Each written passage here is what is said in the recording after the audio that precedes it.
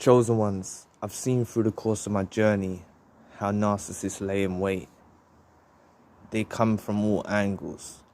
But the reason is because you radiate with such a light and you transcend with this energy, they aim to pick you off.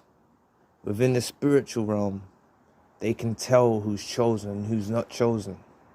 It's like you've got a light appointed upon you in the spiritual realm. So these entities know who's chosen and who's not. So then they'll whisper to these narcissists to somehow get your guard down and somehow get in to your vicinity and try and work their destruction. But what's happening is a lot of us have been in narcissistic relationships and we've managed to escape those. And we're on our healing journey. And this is where they get a bit cleverer. They'll come in another way. And if we open up to these individuals, they'll use what we're telling them against us. Yeah. And they'll cause even more devastation and destruction in our lives. So we have to keep our wits about us when moving forward and practice discernment, because these creatures lay in wait, man. They lay in wait. They're there. You may not see it with your own eye now because you might be going through your grieving process and your healing process and trying to comprehend what's just happened. But once you poke your head out the nest and you start getting your spring back in your step again, and when you're bouncing back and you're getting back to yourself, they'll try and pop out and catch you off guard. And this is the time when they'll do this. So please press the like and the subscribe button. Help your brother out. It'll take 2 seconds of your time. Thank you. But like in my situation, I found myself getting better and stuff like that, getting on my journey and heading in a new direction. And then I found narcissists popping out of nowhere. And it's not like I wasn't even awake enough yet to discern these spirits, yeah. I wasn't even awake enough yet. But I saw a couple of red flags that kind of made me go the other way. But now looking back, they were narcissists as well, you know. And I made the mistake of opening up to these individuals, just mentioning 1-2 things that happened in the past. But I shouldn't have even done that. So we have to kind of protect ourselves. We shouldn't even let future partners know straight away, not until they're trusted and stuff like that. Like, you shouldn't be letting people know. And also, just being intimate with people straight away is a bad choice, because this attracts the soul ties and stuff, and it can intensify what's actually happening with us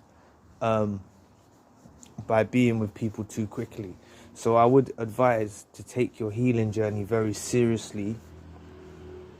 I would advise before, because they make us codependent in these relationships. These narcissists make us codependent, okay?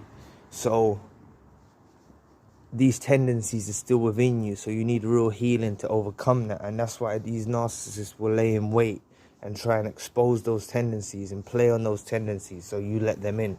And they don't know what look, some of them know what they're doing, yeah? Some of them fully are awakened narcissists. Some of them spiritual narcissists, they're awakened narcissists. They know what they're doing. They're aiming to bring destruction. They wake up every day and that's what they're aiming to do.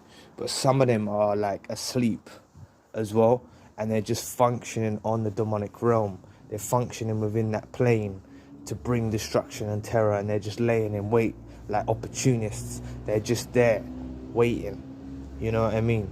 And that's why inside their bodies they'll have more of an inclination towards you than they will do to another individual who's not chosen. They may not know the reason what it's for, but they'll be more fond of you. And it's because within the spiritual realm they're getting sent your way to cause destruction.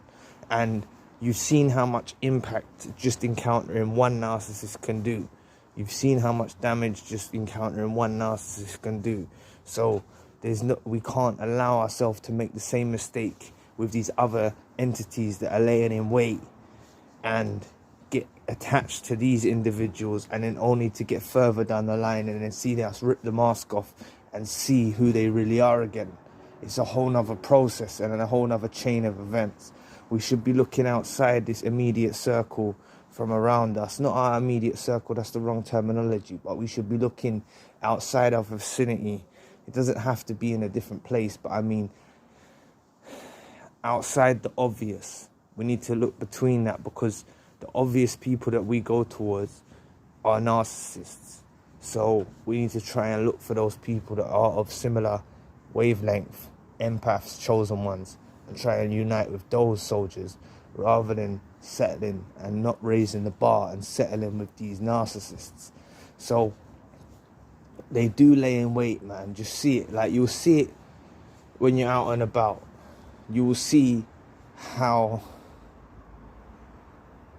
narcissists will try and get your attention. They'll try and get your attention in the streets. They'll try and make conversation. They'll try and somehow get involved in your life.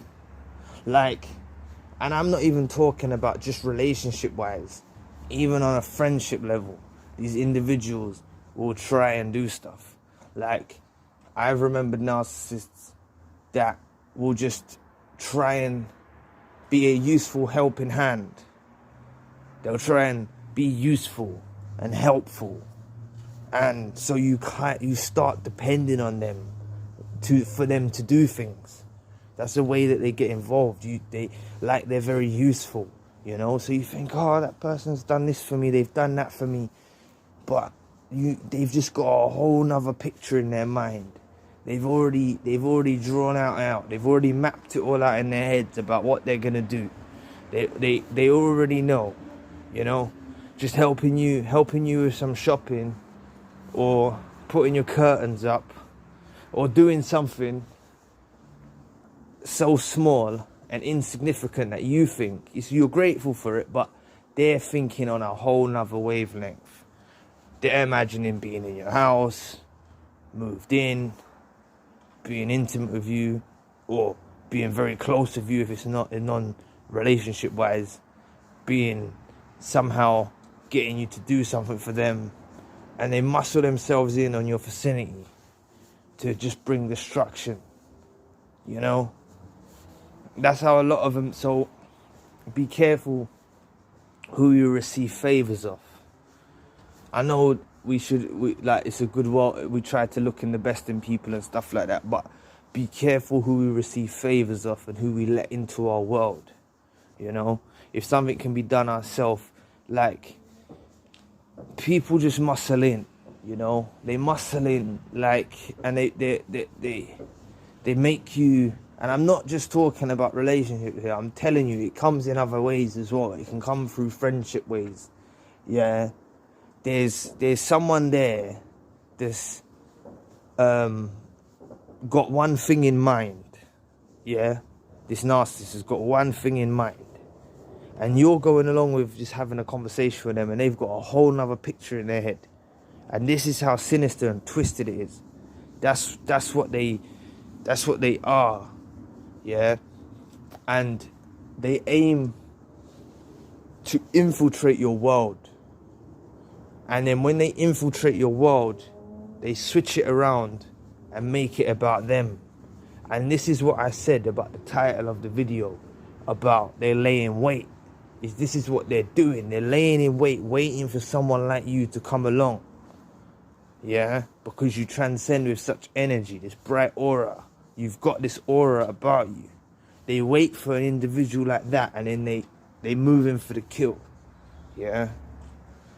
And when they get, you know what I'm saying? We can't be asked to get involved in it. We'll destroy them in the long picture, but dragging them along the way is long.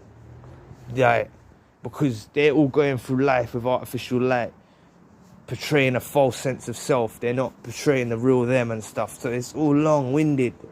Like, we haven't got the time. Time's very important. We haven't got the energy to waste, you know.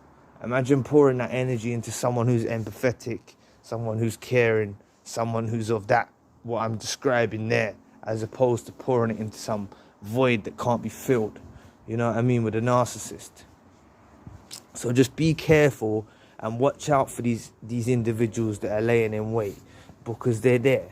They're there on the streets. They're there on the dating apps. They're there. Yeah, and it will come even in friendships. Certain person that's being an ear to you or trying to help you out, but then they're trying to just push the boundaries a bit. They're just pushing the boundaries a bit, and they're depending on your good nature. They're depending on your good nature and your empathy for the relationship to be functionable. And that's where the whole problem is. When someone's relying on your empathy for it to be functionable, which is what we was in a situation with the narcissist, where the whole thing was functioning off our empathy, of our goodness, of our light. That's what the whole thing functioned of. Without us possessing those traits and qualities, it wouldn't have gone forth. It wouldn't have moved forward the way it did. And that's what you have to realize. These things move forward because we're the engine. We're the fuel. We're the engine. We're the power. We're everything of the above. These lot are nothing but voids that can't be filled, that look for something to plug into and leech off and use as their momentum in life. And it's you know what I mean? They're a bunch of weirdos, man. So just be careful for these ones that lay in wait. Anyway, I'll leave the video there. Please press the like and subscribe button. Help your brother out. And if you want a one-to-one session, you can find the details in the description box about how to book that. Alright, thanks for watching. Peace.